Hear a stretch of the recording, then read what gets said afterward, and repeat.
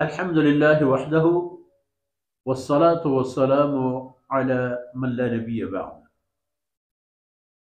أعوذ بالله من الشيطان الرجيم. لا جناح عليهن في آبائهن ولا أبنائهن ولا إخوانهن ولا أبناء إخوانهن ولا أبناء أخواتهن ولا نسائهن وما ملكت أيمانهن واتقين الله إن الله كان على كل شيء شهيدا.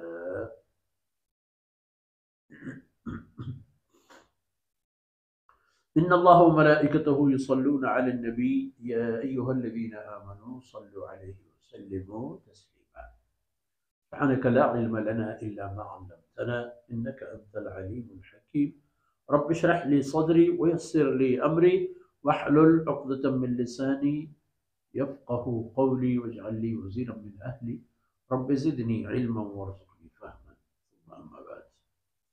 گرامی قدر بھائیوں بہنوں اور پیارے بچوں، اب یہ آیت امہات المؤمنین کے لیے اور امہات المؤمنین کی وساطت سے امت مسلمہ کی بیٹیوں، بہنوں، ماؤں اور بچیوں کے لیے حدود اور پردے کی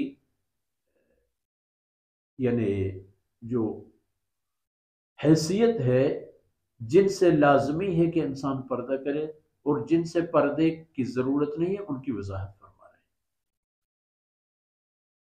کیونکہ وہاں فرمایا وَإِن سَأَلْتُمُوهُنَّ مَتَاعًا فَاسْأَلُوهُنَّ مِنْ وَرَاءِ الْحِجَابِ. آمنے سامنے ان سے بات مت کرو، کوئی چیز نہ مانگو، حجاب کے پیچھے بات کرو، کوئی چیز ضرورت ہو لے لو، دے دو، بس.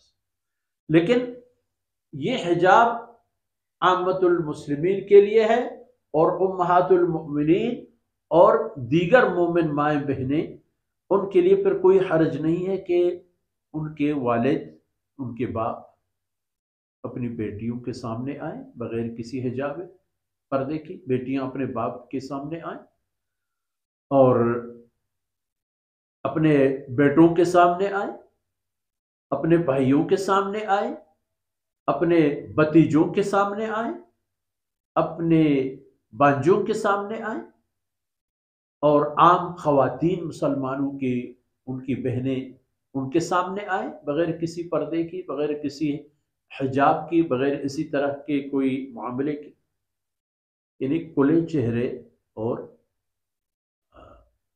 یعنی نسبتاً ہلکے لباس. ہلکے لباس کا معنی یعنی دوپٹہ اور قمیص، اور یہی جو اس میں اوپر اور کوئی موٹا چادر ضروری نہیں ہوتا ہے اس کے لیے جو لوگ بیان کیے گئے. یہ اور سادہ لفظوں میں جن لوگوں سے آدمی نکاح کر سکتا ہے کسی نہ کسی وقت، جب اسے اگر موقع ملے اور دل چاہے، یہ نامحرم ہے، اس سے پردہ کرنا چاہیے.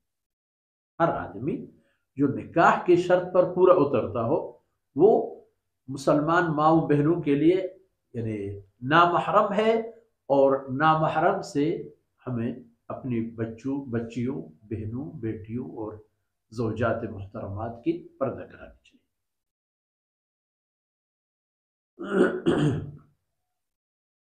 وَلَا مَا مَلَكَتْ أَيْمَانُهُنَّ. البتہ امہات المؤمنین اور اسی طرح مومن خواتین اپنی غلاموں سے، نوکروں سے وہ پردہ نہ کریں اگر انہیں اس پر مشقت ہو جو عام یعنی مرد سے پردہ کیا جاتا ہے. ایک آدمی کسی ضروری کام کے لیے جس کے بغیر یہ کام ہو بھی نہیں سکتا، بار بار آتا ہے جاتا ہے، تو اسی طرح ان کے لیے اس کے شرائط کی اجازت ہے کہ وہ اس کے سامنے اپنے چہرے کھولے رکھیں، اور اگر ان سے بھی پردہ کریں تو اور بھی اچھا ہے. رسولن ایک بات یاد رکھا جائے کہ پردہ یہ ہے کہ مرد، نامحرم مرد اور عورت کا اختلاط نہ ہو. تمام مقاصد اسی معیار کی طرف جا کر کے اکٹھے نہ بیٹھیں، اکٹھے نہ کھائیں، اکٹھے نہ پیئیں، بلا تکلف انداز میں، ضرورت پڑنے پر پھر حجاب اور فاصلہ، ان باتوں کا رعایت ضروری۔ ان اللہ کان علی کل شیء شہیدا، بے شک اللہ رب العزت ہر چیز پر ہمیشہ سے ہمیشہ مکمل گواہ اور دیکھنے والا ہے۔ ان اللہ وملائکتہ یصلون علی النبی، ایک بات یاد رکھ، اللہ اور اس کے فرشتے وہ درود بھیجتے ہیں رسول صلی اللہ علیہ وسلم۔